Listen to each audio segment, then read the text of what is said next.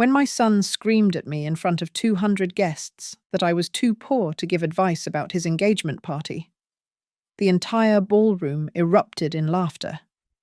I simply pulled out my phone, tapped once, and let the $300,000 balance glow on the screen. The laughter died instantly. That night, standing amid the Charleston elite who'd mocked me for years, I decided I was done hiding. They thought I bowed my head because I was poor. Truth was, I bowed my head to hear exactly who was looking down on me. My name is Margaret Hale Maggie, to the few who still bother with me and at 58. I've spent more nights reconciling insurance claims than most people spend sleeping. The fluorescent lights at Northbridge Medical Billing burn through the darkness from 11 p.m.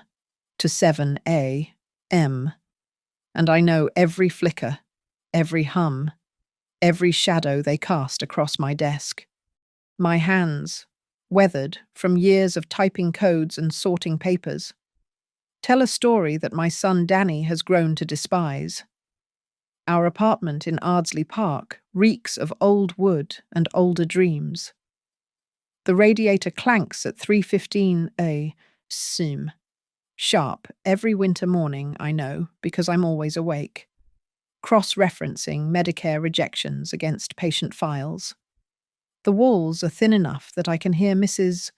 Rodriguez's television through the plaster, perpetually tuned to shopping channels selling jewelry I'll never wear to people who'll never notice.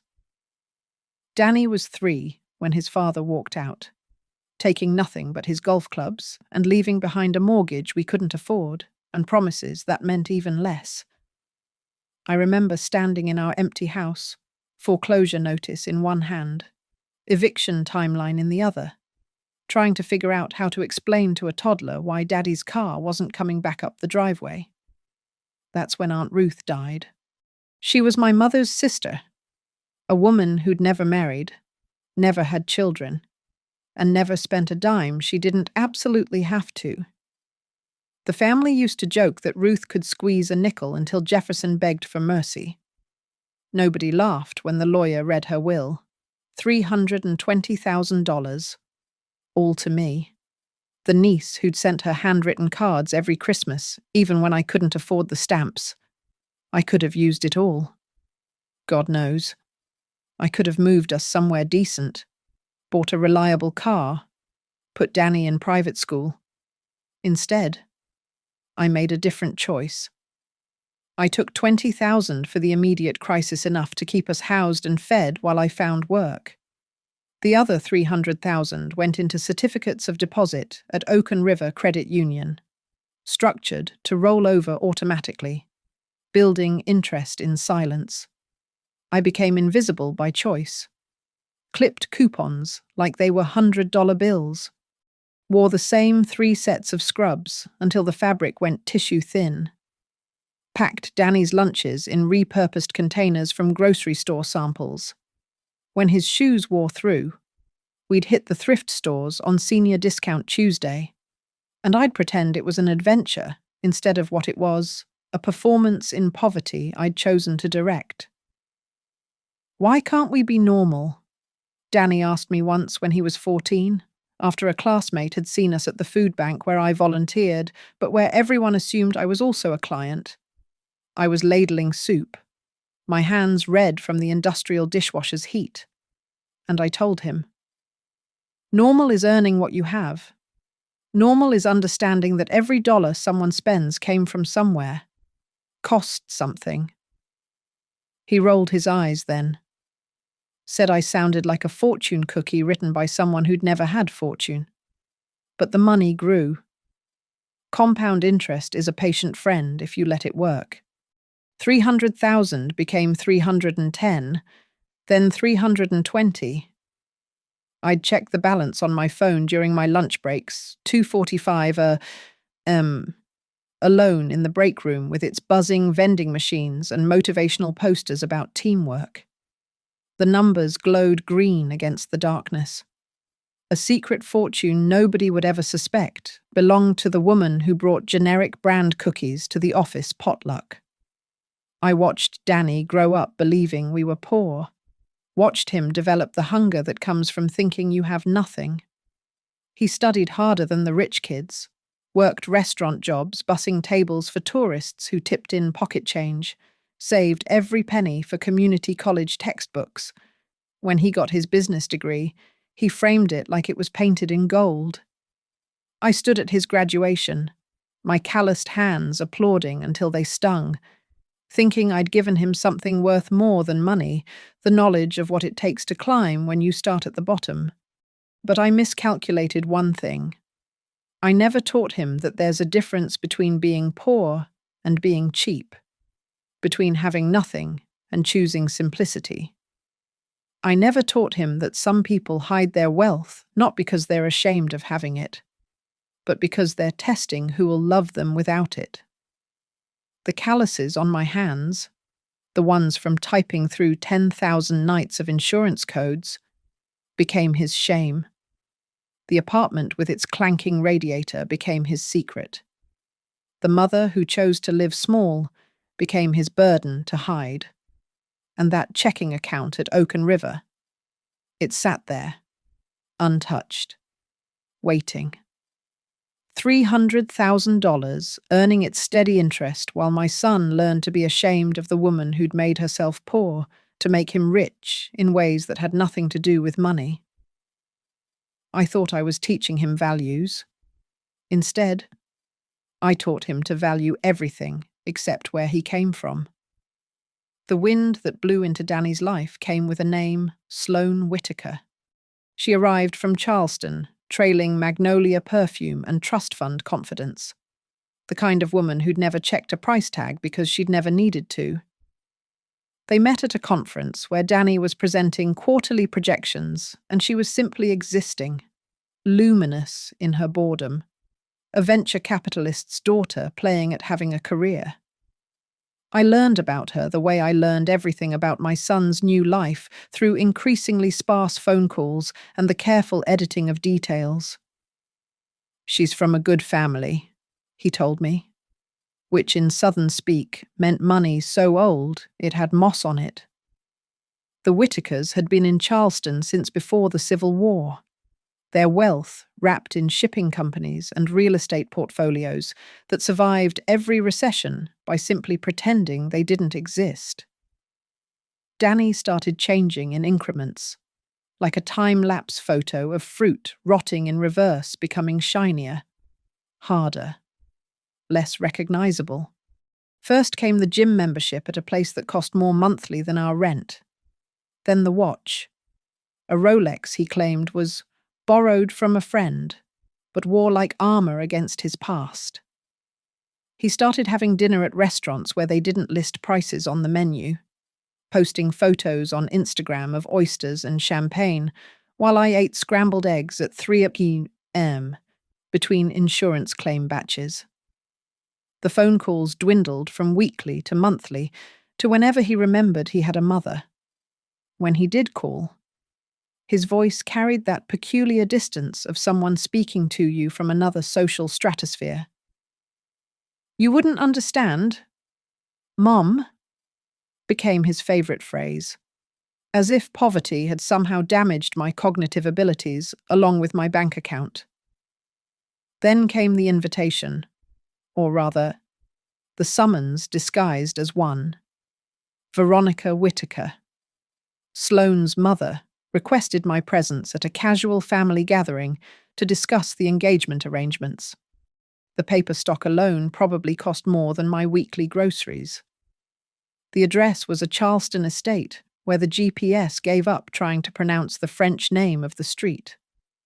Veronica Whitaker was everything decades of old money could produce, thin as a check, smooth as a stock certificate, and cold as a vault. She greeted me in a foyer bigger than my apartment, her smile practicing a geometry that never quite reached human warmth. "Margaret," she said, managing to make my name sound like an unfortunate medical condition. "How authentic of you to come as you are." I was wearing my best outfit, a blazer from Target and slacks I'd pressed myself. In her presence, they might as well have been burlap. The casual gathering was a menu tasting for the engagement party. 8 courses of food I couldn't pronounce served by staff who avoided eye contact, like I might be contagious. Danny sat across from me, but looked through me, laughing at Sloane's father's golf stories, discussing vacation homes in the Hamptons, like he'd been summering there his whole life instead of stocking shelves at Kroger just 5 years ago. "Now, Margaret," Veronica said over the 3rd course, her voice honeyed with condescension. "We've arranged the seating chart to ensure everyone's comfort. You'll be at table 12, near the service entrance. Better acoustics there. Away from the band. Table 12. In party planning language, that's Siberia. That's where you put the obligatory invites. The plus ones nobody wants to acknowledge. The relatives you can't not invite, but hope won't show." "How thoughtful," I said, cutting my fish with the wrong fork just to watch her eye twitch. Danny didn't defend me, didn't even look up from his plate. The rest of the evening unfolded like a careful orchestration of exclusion. Veronica mentioned the engagement party venue, the Gilded Magnolia, a historic mansion turned event space that charged more per hour than I made in a month. She discussed the guest list, dropping names like breadcrumbs leading away from anywhere I belonged. She talked about the investment potential of the couple's future, how Danny was surprisingly promising for someone of his background. That word background hung in the air like smoke from a fire nobody wanted to acknowledge was burning. "Of course," Veronica added, sliding a pamphlet across the table. "We'll handle all the arrangements. No need to burden yourself with details or expenses." The pamphlet was for the engagement party. My name wasn't on it. Not as co-host, not as mother of the groom. I was listed under additional guests, like someone's +1 who needed a meal card. Danny finally met my eyes then, and in them I saw something worse than shame. I saw relief. Relief that the Whitakers were handling everything. Relief that he wouldn't have to explain my apartment, my job, my calloused hands that had held him through fever dreams and first heartbreaks, and every moment that brought him to this table where he sat pretending I was a stranger. "Mom understands," he said quickly. "She's always been practical." Practical. That's what he called it. I drove home that night through Charleston's historic district, past houses that hoarded centuries of wealth behind iron gates and inherited pride. My 12-year-old Honda wheezed its way back to Savannah. And I thought about how money doesn't just buy things, it buys the right to rewrite stories, to edit out the inconvenient chapters, to pretend that people like me are footnotes instead of foundations. The $300,000 in my account pulsed like a heartbeat nobody could hear. The Gilded Magnolia stood like a southern fever dream against the Savannah sky. All white columns and crystal chandeliers visible through floor-to-ceiling windows. The engagement party was what Veronica Whittaker called intimate, only 200 guests, a jazz quartet, and enough champagne to drown the city's historic district. I arrived at 7:45 p.m. 15 minutes late because I'd spent 20 minutes in the parking lot convincing myself not to drive home. I'd brought a gift. Not the sterling silver frame from the registry that cost more than my electric bill, but something real, Aunt Ruth's handkerchief, hand-embroidered with magnolias and edged in lace she'd tatted herself. It was wrapped in tissue paper I'd saved from last Christmas, placed in a box that had once held my only good shoes. To me, it was priceless, the woman who'd saved us, rendered in thread and time. The party was already in full swing when I entered. A server tried to take my coat before realizing I wasn't wearing one worth taking. Danny stood near the bar, fitted in a suit that transformed him into someone I'd never diapered, never held through nightmares about monsters that, it turned out, were just prophecies about himself. "Mom," he said when he saw me, the word dropping from his mouth like something hot he needed to spit out. "You made it." Sloane materialized beside him, radiant in champagne silk, her smile practiced as a pageant queen's. "Mrs. Hale, how wonderful. Your table is 12. I know." Table 12 was exactly where Veronica had promised by the service entrance, where the waitstaff burst through swinging doors and the kitchen noise competed with the jazz quartet. My table mates were the wedding coordinator's assistant, someone's childhood nanny, and a cousin who'd clearly been invited by mistake and knew it. I watched the party unfold from my exile, watched Danny work the room like he'd been born to it, air-kissing and shoulder-touching his way through conversations about portfolios and vacation properties. Every so often, someone would ask about his family, and he'd wave vaguely toward the back without ever actually pointing me out. The disaster started with the catering bill. Around 9:30 p. The head of catering approached Veronica with an iPad and a frown. They needed an additional payment, something about exceeding the agreed headcount and premium bar selections. The conversation escalated from whispered to heated, Veronica's voice carrying that particular pitch of rich people discovering they might have to pay for something. "This is ridiculous," she announced, loud enough for nearby tables to hear. "The deposit should have covered everything." The catering manager stood his ground. "Ma'am, the contract clearly states—" "Danny!"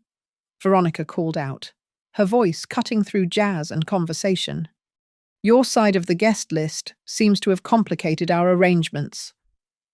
My son hurried over, Sloane trailing behind. The music had stopped. People were watching now, that particular kind of attention that feeds on other people's embarrassment.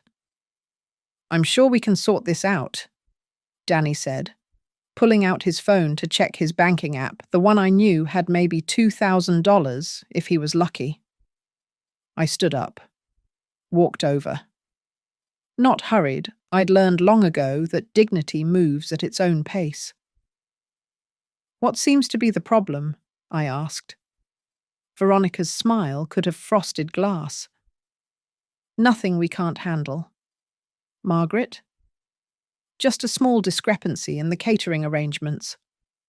Though I suppose you wouldn't understand the complexities of event planning at this scale." "Try me." The catering manager showed me the tablet. It was a simple overcharge, the kind that happens when someone adds top-shelf liquor without checking the contract limits. I'd seen this kind of billing error 1,000 times in medical insurance claims, someone hoping nobody would notice an extra zero, a doubled charge, a premium where basic was ordered. "You're being overcharged by about $3,000, I said, pointing to the line items. "This Macallan wasn't ordered, and you're being billed twice for the oyster bar. Also, your gratuity is calculated on the inflated total, not the original quote." The silence that followed had weight, like air before a thunderstorm. Veronica's face went from ivory to pink. "I hardly think—" "She's right," the catering manager said, rechecking his tablet. "I'll adjust it immediately." "Well?" Sloane said, her voice bright with artificial sweetener. "Isn't that helpful? Danny, your mother certainly knows her way around. Bills." A few people laughed. That particular kind of country club laugh that sounds like champagne bubbles popping light. Careless, cruel. Danny's face was red. From embarrassment. From wine.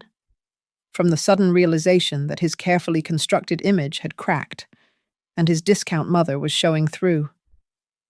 "Mom," he said, his voice low and tight. "We don't need." "What?" I asked. "Help, seems like you do. We don't need you making a scene." "I'm not the one who couldn't read a contract." More people were watching now. The jazz quartet had given up pretending to tune their instruments. Veronica's friends formed a semicircle of surgical smiles and raised eyebrows, their judgment hanging in the air like Spanish moss. That's when Danny exploded. "Jesus Christ. Mum, can you just once not be so fucking poor about everything?" The words hung there, suspended in the sudden silence like a photograph nobody wanted to take, but everyone would remember. "I mean," he continued, the dam broken now, wine and shame flooding through. "You show up here with your coupon-cutting wisdom and your thrift store clothes, acting like you know better than everyone when you can't even afford to live somewhere that doesn't smell like mildew and failed dreams. You think you're helping. You're embarrassing me. You've always embarrassed me. Every school event, every graduation, every single moment where I had to explain why my mother looked like she shopped at garage sales and clipped coupons like they were $100 bills." He paused, swaying slightly. Sloane's hand on his arm, either steadying or encouraging him. "If you're so poor you can't contribute to your only son's engagement, then maybe you should stop pretending you have something to offer. Just sit at your table by the kitchen where you belong and let the people who can actually afford to be here handle things." The room exploded in uncomfortable laughter. Some shocked, some delighted, all of it cutting.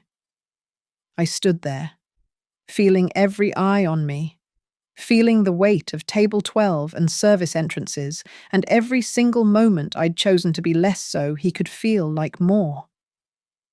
Then I pulled out my phone, opened the banking app, and let them see the number that had been sitting there, quietly growing, while they'd all assumed I was nothing $300,000. The screen glowed in the dim party lighting 300th post. Oaken River Credit Union, confirmed as of 9:47 p. The numbers seemed to burn through the air, reflecting off champagne flutes and frozen smiles. I held it up just long enough for the math to register in their eyes, then slipped the phone back into my pocket, the same pocket they'd all assumed held food stamps and expired coupons. "Excuse me," I said to no one in particular, and walked out. The Savannah night hit me with its thick humidity and the smell of river mud mixed with Confederate jasmine. I sat in my Honda for exactly 3 minutes, watching through the gilded magnolias windows as the party stuttered back to life like a record player someone had bumped. Then I drove home, but not to sleep. At 11:15 p. I opened my laptop at the kitchen table where Danny used to do homework, where I'd taught him multiplication with dried beans because we couldn't afford flashcards. I pulled up the browser and began my research. Public records are beautiful things. They tell stories that LinkedIn profiles and Instagram feeds try to hide. The gilded magnolia, for all its crystal and columns, was hemorrhaging money. They'd been hit with 2 lawsuits over event cancellations during COVID, settled out of court but bleeding cash. Their accounts receivable showed 3 months of outstanding invoices. They needed someone to buy their debt, and they needed it fast. By midnight, I was on the phone with Lila Brooks, an attorney I'd known since she was fresh out of law school handling Aunt Ruth's estate. She owed me nothing, but I'd sent her referrals for years from my co-workers dealing with insurance settlements. Professional courtesy runs deep in Savannah. "Maggie, do you know what time it is?"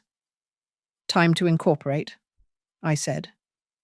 "I need an LLC by morning." "What kind of LLC?" the kind that buys distressed debt and event contracts. There was a pause. This is about your boy, isn't it? This is about business. By 1:30, Magnolia Street Holdings LLC existed, registered in Delaware for privacy, with an operating agreement in Georgia. Clean, legal, untraceable to Margaret Hale unless someone really dug. The name was my private joke. Magnolia Street was where Aunt Ruth had lived, where she'd saved every penny that was now about to save me. I transferred the $300,000 to the business account at 2:15 a.m. The money moved through the electronic darkness, like a secret finally being told. Over the next 72 hours. While Danny didn't call, and Sloane posted filtered photos from the engagement party with captions about family celebrations. I went shopping, not for dresses or things that would make me fit into their world, but for something better leverage. The Gilded Magnolia's debt was selling at 70 cents on the dollar. I bought it all for $150,000 every outstanding invoice, every overdue payment, every contract they'd signed, hoping someone would bail them out. The previous creditors were so eager to get something that they didn't ask questions about Magnolia Street Holdings. I now owned the venue's financial obligations, which meant I controlled their cash flow. Danny's gym situation was easier. He'd been bragging on Facebook about his new boutique fitness concept, CrossFit meets mindfulness meets venture capital, whatever that meant. The space he wanted was in a renovated warehouse district, the kind of place where they charge extra for exposed brick and call it authentic industrial charm. The landlord was eager for a deposit, but Danny was $60,000 short of the $90,000 required to hold it. I put down the full $90,000, but not in Danny's name. Magnolia Street Holdings became the primary leaseholder with a peculiar clause, the right to refuse subtenancy based on character and conduct unbecoming of the establishment. My attorney thought I was crazy. I told her I was just particular about neighbors. The catering situation for the actual wedding was beautiful in its simplicity. Veronica had signed contracts with 3 separate vendors: food, flowers, and rentals, all requiring final payment 2 weeks before the event. Total outstanding $50,000. I contacted each vendor, offered to pay immediately at full price plus a 5% premium for the convenience, but with one modification: Magnolia Street Holdings would be the contracting party, assuming all rights and obligations. They bit like hungry fish. Cash up front beats promises from rich people who might dispute the bill later. I spent another $35,000 on various smaller contracts: the DJ, the photographer, the transportation service. Each one signed over to my LLC with clauses about service modification at client discretion and immediate termination for contract violation by affiliated parties. By the end of the week, I controlled every major component of my son's wedding except the bride and groom. And they had no idea. The paper trail was perfect, invisible unless you knew where to look. Magnolia Street Holdings was just another anonymous investor, another LLC in a sea of corporate shells that keep the wealthy's money moving in circles. The only difference was that this shell had a ghost in it, and she was very, very angry. Lila called me at 3:20 the following Tuesday. "It's all legally binding," she said. "Every contract, every transfer, every clause. You could pull the plug on the whole thing tomorrow if you wanted." "I don't want to pull the plug," I said, staring at Danny's graduation photo on the mantel, the one where he'd smiled like the world was his to conquer. "I want to hold the switch. There's a difference. One's about destruction, the other's about choice." She was quiet for a moment. "You know once you do this, whatever this is, There's no going back. I thought about Danny's words, about being fucking poor, about sitting at table 12 while people laughed at my son's clever cruelty. I thought about 25 years of choosing less so he could have more, only to discover he was ashamed of the sacrifice itself. Lila, I said, I've been going back my whole life, backing down, backing away, backing into corners where they put the help and the has-beens. I'm done going back. Then God help them. God's got nothing to do with this, I said. This is just business. The signatures came in waves, each one shifting power from their hands to mine. I signed them at my kitchen table at 4:30 a.m., 5:45 a.m., 6:15 a.m., the hours when the rest of Savannah slept, and I'd always done my best thinking. The pen felt heavier with each signature, weighted with 25 years of swallowed pride. The Gilded Magnolia's debt purchase was the cornerstone. For $150,000, paid through a wire transfer that cleared at 7 a.m. on a Thursday. I became the venue's primary creditor. The previous holders were so relieved to get 70 cents on the dollar that they didn't ask why Magnolia Street Holdings wanted distressed hospitality debt.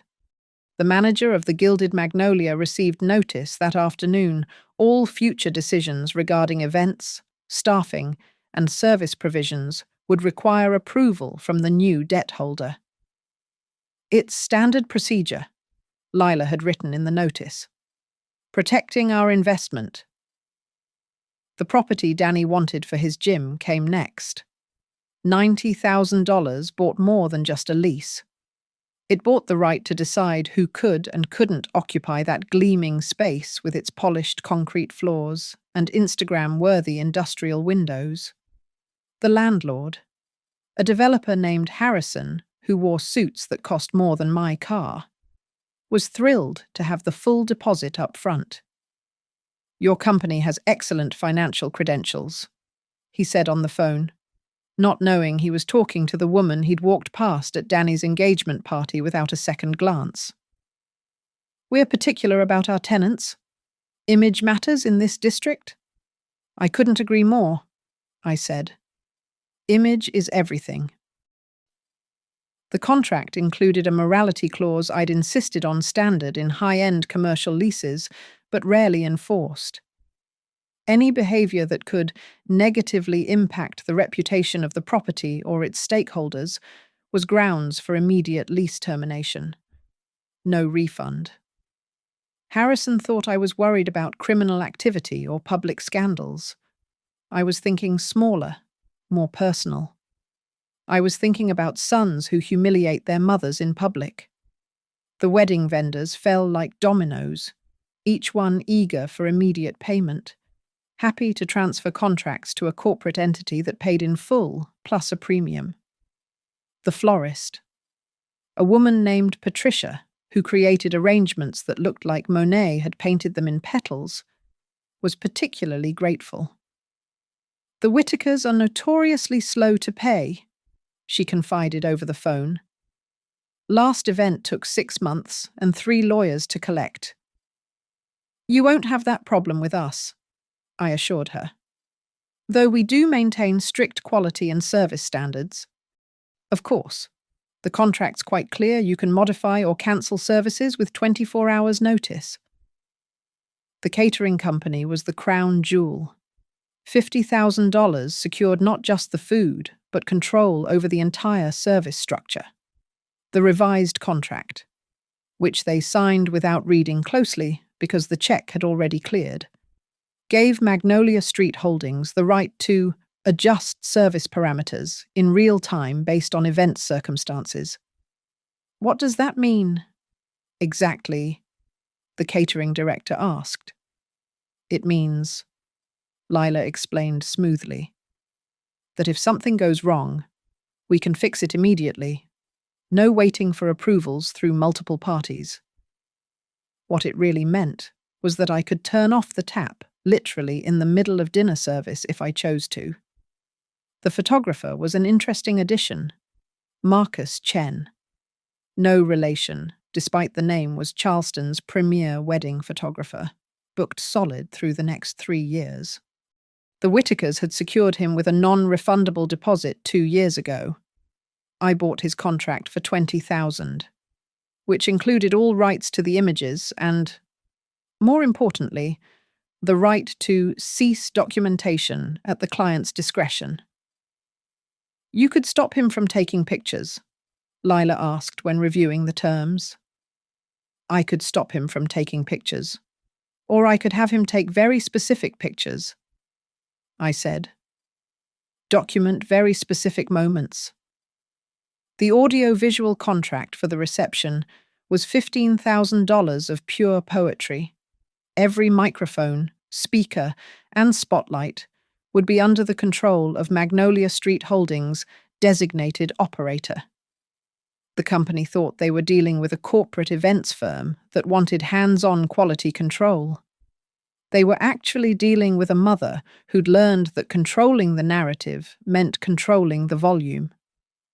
By Friday afternoon, I'd spent $275,000 of Aunt Ruth's money. The remaining $25,000 sat in the LLC account as an emergency fund, what Lila called "fuck you money," and what I called finishing touches. The contracts were airtight, interconnected, a web of legal obligations that all led back to one person, me. But my name appeared nowhere. I was a ghost in the machine, a phantom creditor, an invisible hand holding all the strings. Danny hadn't called since the engagement party.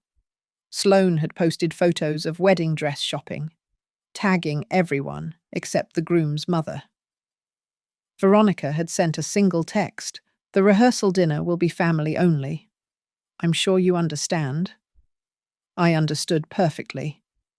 At 11:45 p.m. that Friday, I sat in my apartment looking at the stack of contracts, each one a piece of my son's perfect day that he didn't know I owned. The radiator clanked its midnight song while Mrs. Rodriguez's television droned through the walls. Outside, Savannah was sleeping, but I was wide awake, holding paper proof that money wasn't just power, it was the power to make power visible. My phone buzzed. A notification from Oaken River Credit Union, the interest payment on what remained of my personal savings. $17.32. I smiled. It was the first honest money I'd seen all week. Monday would be the rehearsal. Tuesday would be the reckoning.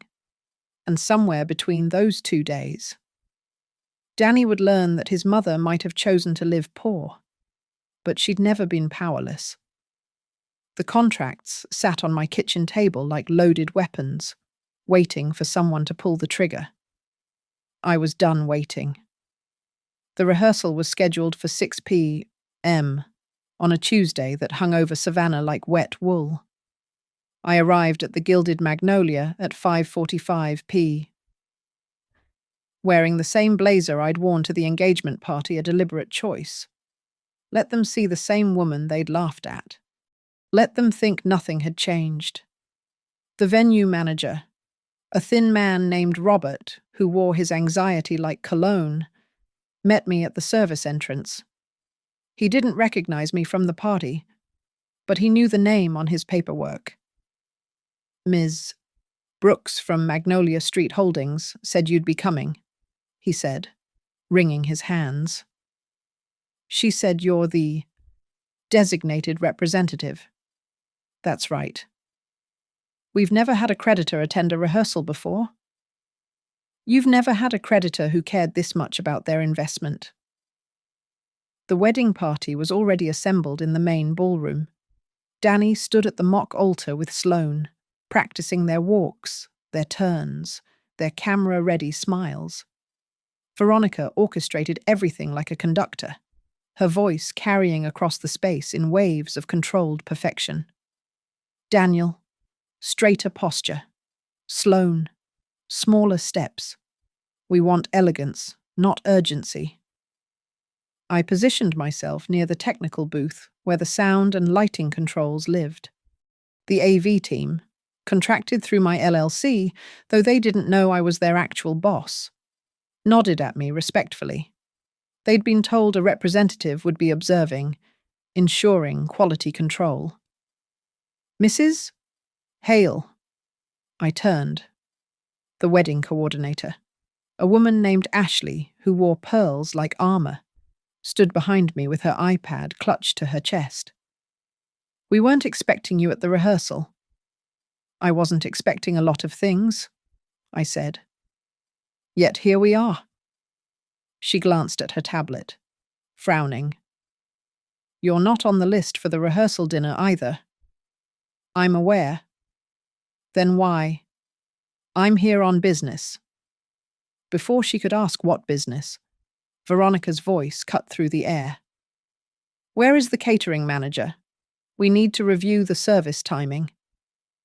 A man in chef's whites appeared, tablet in hand. Ma'am, there's been a change in the contract administration. All service decisions now require approval from Magnolia Street Holdings, I said, stepping forward. That would be me. The room stopped, like someone had hit pause. Every head turned. Danny's face went from confused to pale to red in the span of 3 seconds. Mom! His voice cracked like he was 13 again. What are you doing here? Protecting my investment. Veronica's heels clicked across the floor like a countdown. I'm sorry. What investment? I pulled out my phone, opened the documents Lila had prepared, beautiful, legal, bulletproof documents, and held them up. As of 5 days ago, Magnolia Street Holdings owns the debt on this venue, the contracts for your catering, flowers, music, photography, and transportation, as well as the primary lease on the property Danny intended for his gym. Every vendor you've contracted with now reports to my LLC, which means, functionally, they report to me. The silence that followed was so complete, I could hear the air conditioning cycling through the vents. That's impossible, Sloane said, her perfect composure finally cracking. You work in medical billing. I do. 12-hour nights, 5 days a week, for 15 years. But you'd be surprised what you can save when you don't spend money on things that don't matter. I turned to Danny. Remember what I taught you about compound interest? How patient money grows. Aunt Ruth left me $300,000 when you were 3. I spent $20,000 keeping us housed and fed. The rest has been sitting, growing, waiting. You've had $300,000 this entire time.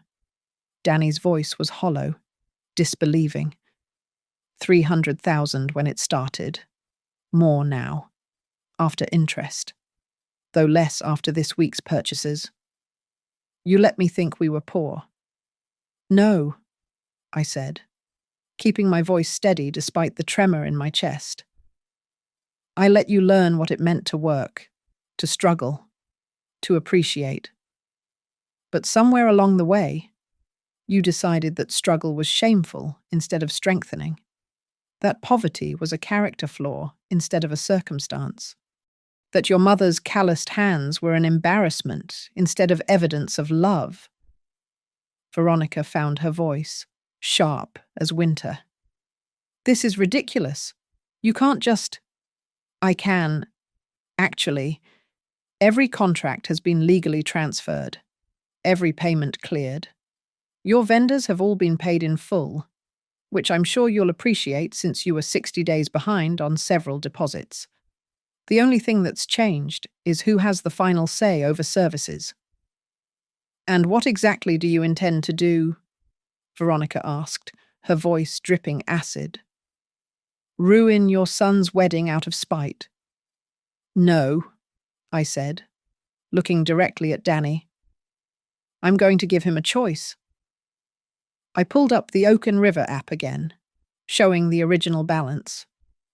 Then I switched to the Magnolia Street Holdings business account, showing what remained after my purchases. $300,000.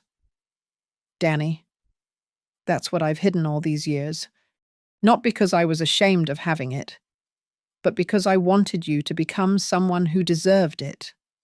Someone who valued work over wealth, character over currency. I gestured around the room, at the flowers worth more than most people's cars, at the crystal chandeliers that could pay off student loans, at the excess that had somehow become necessity in their world. At your engagement party, you said I was too poor to offer anything. You announced to 200 people that I was an embarrassment, that I belonged at the table by the kitchen with the help. You know what? You were right. I do belong with the help, because the help knows what it means to work. The help knows what it means to serve something bigger than themselves. The help shows up at 3A and works until their hands crack because someone they love needs them to. My voice was steady now, stronger. So here's your choice. You can apologize, really apologize.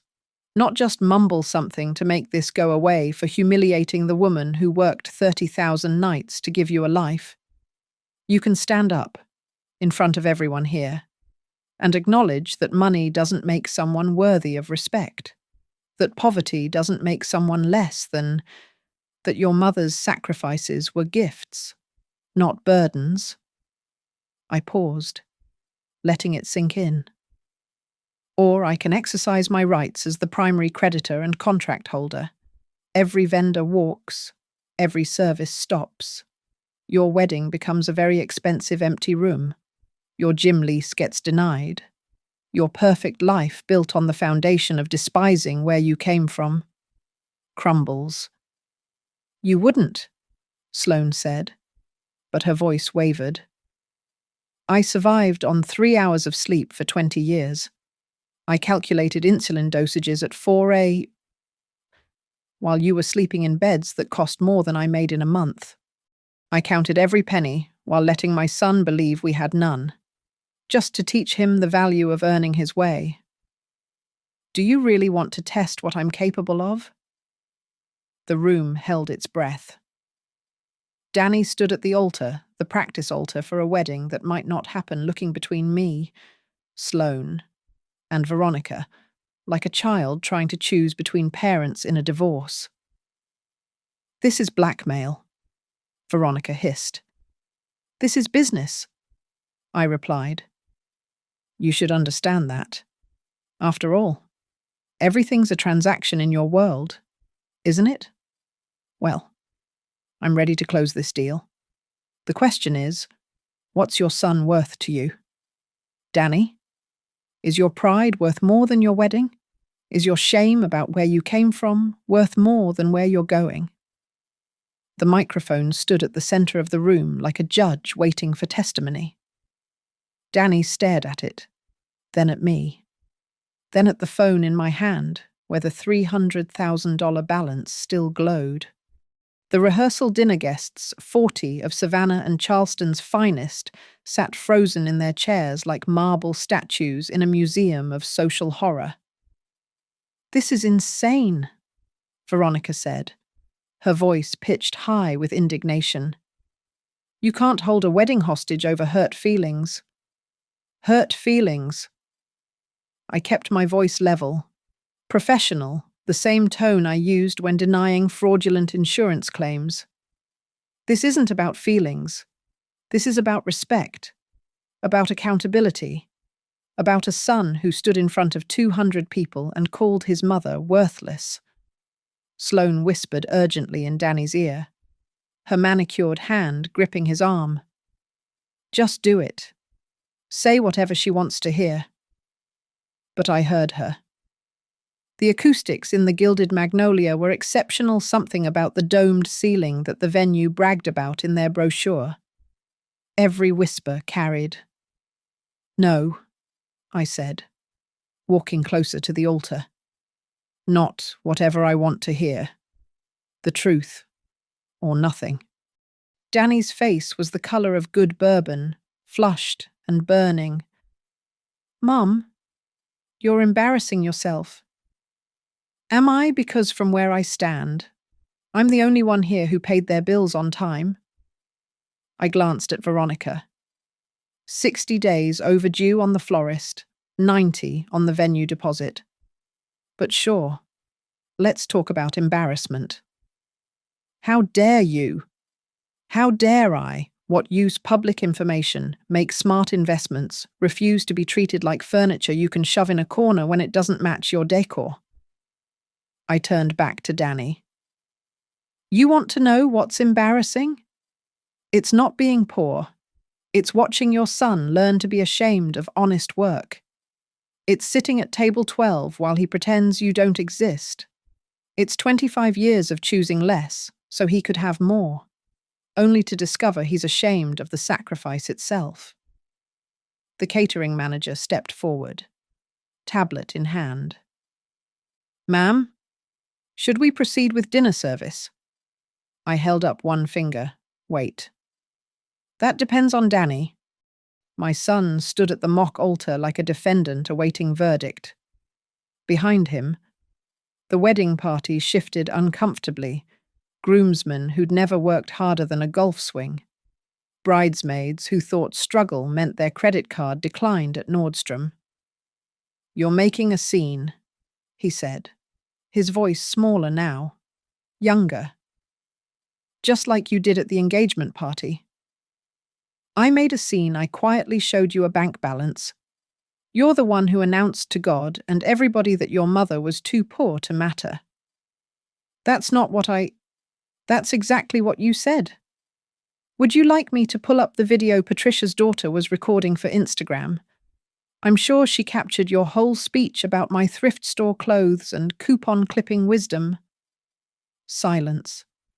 Even the air conditioning seemed to pause. "Danny," Sloane said, louder now, abandoning whispers. "Just apologize so we can move on. The Havishams are here, the Williamses. This is mortifying." "Yes," I said. "It is mortifying. It's mortifying that Danny's ashamed of where he came from. It's mortifying that he thinks money determines someone's worth. It's mortifying that he'd rather lose everything than admit his mother deserves respect." I walked to the sound booth, where the AV team watched with barely concealed fascination. "Gentlemen, are we ready for a demonstration?" They nodded, fingers poised over controls. On my signal, cut everything. Lights, sound, the works. Show them what nothing looks like. "Mom, please." "Please what?" "Please disappear. Please pretend I don't exist. Please keep subsidizing your life while you treat me like an embarrassment. I've been saying please my whole life. Danny, please understand why Daddy left. Please eat your vegetables so you grow strong. Please study hard so you have choices.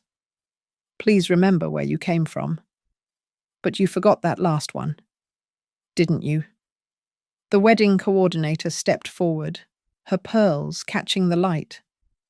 "Mrs. Hale, perhaps we could discuss this privately." Privately, like when Danny privately told me not to attend the rehearsal dinner because it was family only. Like when Veronica privately suggested I enter through the service entrance. Like when everyone privately laughed at the engagement party while my son publicly eviscerated me. I turned to the room, to the 40 faces of Southern society watching this drama unfold. You all think money makes you better, that your trust funds and investment portfolios elevate you above people like me. But money's just paper. It's what you do with it, and without it, that shows who you are. Back to Danny. Last chance. The microphone's right there. Tell these people the truth. Tell them your mother worked herself raw to give you everything. Tell them you're sorry for being ashamed of love that looked like sacrifice instead of stock options. Or, his voice cracked on the single syllable, or I make a call to Lila Brooks. Every contract cancels. Every vendor walks. Your wedding becomes a cautionary tale about what happens when you mistake your foundation for a stepping stone. Veronica stood, her composure finally shattered. This is extortion. This is consequences, I corrected. Something your world doesn't usually deal with. Danny looked at Sloane, who nodded toward the microphone with the expression of someone swallowing medicine. He looked at Veronica, who was typing furiously on her phone, probably texting her lawyer. He looked at the groomsmen, the bridesmaids, the glittering assembly of people he'd tried so hard to join. Then he looked at me. Really looked at me. Maybe for the first time since he'd started changing. Since Sloane's world had swallowed him whole. You want me to apologize, he said. I want you to mean it. In front of everyone. The same everyone who heard you call me worthless. He walked toward the microphone with the reluctance of a man approaching the gallows. Each step echoed in the vast room. When he reached it, he gripped the stand like it might hold him up. This is ridiculous, he said into the mic, his voice bouncing off the walls. I raised my hand toward the AV booth. They tensed. Ready. Wait, Danny said. Just wait. The silence stretched like taffy, sticky and uncomfortable. Someone's champagne glass clinked against a plate. Someone else coughed. The air itself seemed to hold its breath. Then Danny spoke. I'm sorry you feel that way. Mom, Danny said into the microphone, his voice flat as day-old champagne. Can we move on now? The words hung in the air like a bad check, worthless, insulting. And everyone knew it. I didn't hesitate. I'd waited 25 years. I'd worked 30,000 nights. I'd given everything and asked for nothing except basic human respect. And this hollow performance was his answer. I nodded to the AV team. The lights cut first. The ballroom plunged into darkness, except for the emergency exits. Then the sound system died with the electric whisper. The air conditioning stopped.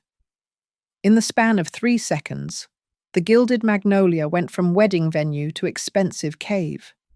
Phones came out, their screens creating tiny islands of light in the darkness. Voices rose in confusion, then alarm. What's happening? Is this a power failure? Someone call the manager? I turned on my phone's flashlight and held it under my face like a ghost story. This is what nothing looks like. Danny. This is what it feels like when support disappears, when the foundation you've been standing on gets pulled away. Turn it back on. Veronica's voice cut through the darkness, shrill with panic. No. I pulled up Lila's number and hit call.